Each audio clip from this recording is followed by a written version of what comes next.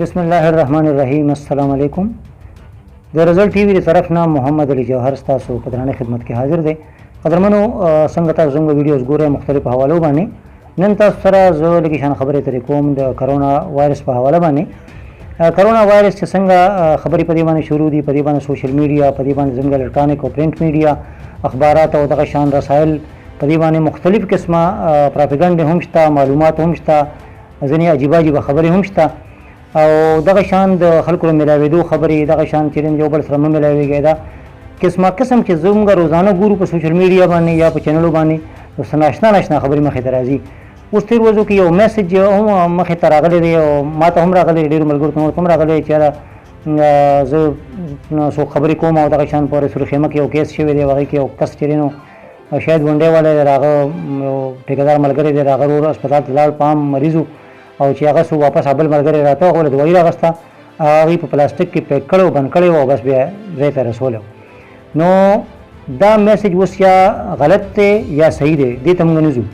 خبره داسې ده چې که چېرې د دې علامات چې څنګه دي چې موږ وایو چې مرۍ باندې به ډېر زیات درد وي، مرۍ به خوږېږي، دغه شان ابتوشي به ډېر زیات وي، دغه شان په ساه به چې تنګ ډېر زیات یعنې ساه به ستا خراب کېږي او ته به وایې چې ساه مې ګنې بندېږي، داسې به وي.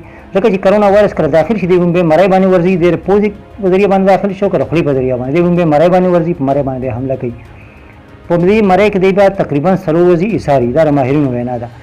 نو که چېرې مونږ په ځای دی چې مونږ داسې معمولي غونته مونږ ته زکام ولګي یا مونږ ته الرجي راته وشي او بس مونږ ډاکټر پسې منډې وو، دغسې نه دی پکار. د دې لپاره اسانه او بهترینه طریقه چې هغه دا ده چې تاسو ګرم خوراک یعنې هغه خپل کې، لکه اوس پای کې کافي ده په ځینې یخو ملکونو کې، په ځینې ځای کې مونږ عام ملکونو کې چای استعمالېږي، ځینې د فاټ ایریا کې کوم ګورو یا مونږ چې وته خو خیر سیټل شوې ده، سیټل ایریا ده، خو دغه علاقه یا افغانستان داسې غریزي علاقې پای کې خلک قهوه ډېره زیات استعمالوي.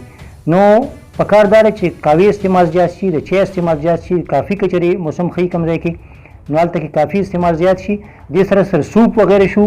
او چې دی نو یو بله ډېره زبردسته خبره زما ذهن ته راغله، چین کې دا مسله له مخکې د چین کې راغلې وه، خو چین کې ډېر زر هغوی کنټرول کړه. ولې چې هغوی ګرمې اوبه استعمالوي. نو د ګرمو اوبو استعمال پکار دی. موږ چې اکثر سهار وختي راپاڅو نو یخ اوبو باندې ورشو، یا اوس روژه لکه را روانه ده، په روژه کې چې څنګه روژه ماتي ټایم شي نو خلک یخې اوبه او یخ شربت، دا د ټول نه خطرناک شی دی په عام حالت کې هم. نو په دې کې خو بیا ډېره ضروري خبره دا ده چې کله تاسو تکلیف د مرۍ شروع شو، تاسو مرۍ خوږېږي یا تاسو مرۍ خرابه ده، نو تاسو په ګرمو اوبو کې لږه سرکه واچوئ، که سرکه نه لیمبو پکې واچوئ، که لیمبو نه مالګه پکې واچوئ، که ایوډین والا مالګه وي هغه به ډېره بهترینه وي، هغه بیا ډېر ښکلی کار کوي. نو هغې باندې تاسو بار غړړې کوئ. او د چین د یو ماهر وینا ده چې تاسو چارندام چې ورته موږ وایو، چاردام یا ورته وضو وایي په اردو کې، دغه چې څوک کوي نو دا د هغې بهترین تدارک دی، بهترین بچاو هم دغه دی. نو پکار دا ده چې مونږ د خپلې کورنۍ طریقې خپلې کړو، دغه شان مونږ چې د خپل صفایي خیال ساتو، مونږ د صابون باندې لاس وینځل، دغه شان چې دی نو ټوت پیسټ وغیره کول، بار په پوزه کې اوبه اچول، او خاص کر څنګه چې ما ووایي چې کله تاسو په کوم اوبه باندې غړغړۍ کوئ، که هغې کې سرکۍ، که هغې کې د ایوډین والا مالګۍ، که هغې کې لیمبو وي، هغه اوبه تاسو په پوزه کې هم لږ شان اچولی شئ. نو هغې سره بس تاسو هغه چې لږې ډېرې مسلې هغه انشاءالله کنټرول وي.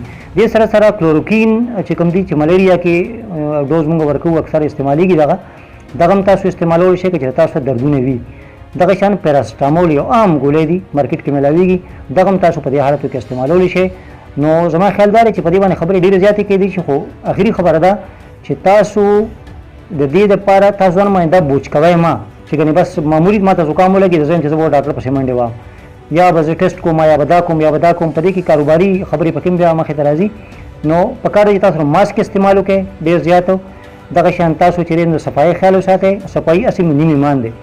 او سپیشلی دا بار دا خبره کېږي چې کله تاسو لیټرین ته لاړ شئ، تاسو لیټرین استعمال کې تاسو واپس راشئ، نو اکثر خلک بس عام اوبه باندې لاس ووینځي، یا بس هلته چې کوم لاس وینځلي بس هغه کافي دا نه.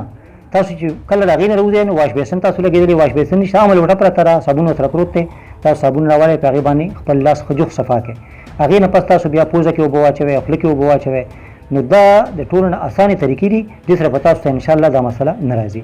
قدرمنو که چېرې تاسو زموږ د خبرې ترې خوښې شوي، تاسو موږ سره رابطه هم کولی شئ. زموږ د ټلیفون نمبر 0311 97 35 344 په دې باندې تاسو موږ سره رابطه کولی شئ.